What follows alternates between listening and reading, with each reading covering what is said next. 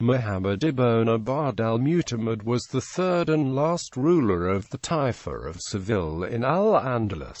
He was a member of the Abbadid dynasty. When he was 13 years old, al-Mu'tamid's father made bestowed the title of Emir and appointed the Andalusi Arabic poet Ibn Ammar as his vizier. However, al-Mu'tamid fell strongly under the influence of Ibn Ammar and possibly in love. After one night of poetry and wine, it was reported that al-Mu'tamid insists they sleep together on this same pillow. Al-Mu'tamid's father disapproved of the relationship and the influence of the vizier and sent him into exile in order to separate the two. After the death of his father Abbad II al-Mu'tamid in 1069, he inherited Seville as caliph. One of his first acts was to recall Ibn Ammar and to bestow high political and military favors on him, including as governor of Seville and prime minister of the government in Seville. Some sources suggest a lover's quarrel after Ibn Ammar dreamt that al-Mu'tamid was going to kill him, the caliph reassuring him that he would never do such a thing. More likely, the cause of resentment grew from the fact that the prime minister had let al-Mu'tamid's son, Prince al-Rasid,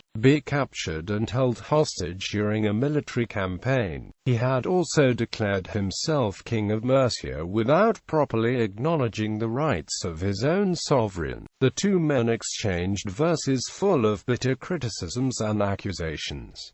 Mercia was subsequently lost and Ibn Ammar himself taken hostage. A final attempt to conspire with the young prince against his father proved too much for al-Mu'tamid, who fell into a rage and hacked him to death with his own hands. After Ibn Ammar's death, the caliph was reported to have grieved bitterly and gave his former friend a sumptuous funeral. Large parts of Al-Andalus were under the dominion of al-Mu'tamid. To the west his dominion encompassed the land between Lower Guadalquivir and Guadiana, plus the areas around Nibla-Huelva and Saltes. In the south it extended to Moron, Arcos, Ronda, and also Algeciras and Tarifa. The capital, Córdoba, was taken in 1070, lost in 1075, and regained in 1078. Nevertheless, the family was still subject to taxation by the King of Castile, to whom they were vassals.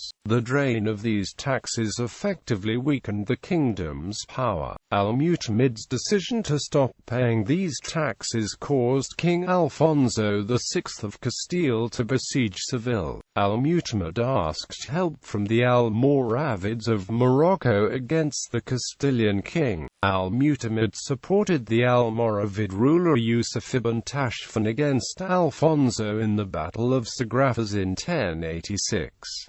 The Moroccans established themselves at Algeciras, and after defeating the Christians occupied all the Islamic taifas, included, in 1091, Seville itself. After they ravaged the city, al-Mu'tamid ordered his sons to give up the royal fortress in order to save the lives. When his son, Rashid, had advised him not to call on Yusuf ibn Tashfin, al-Mu'tamid had rebuffed him. "I have no desire to be branded by my descendants as the man who delivered Al-Andalus as prey to the infidels. I am loath to have my name cursed in every Muslim pulpit.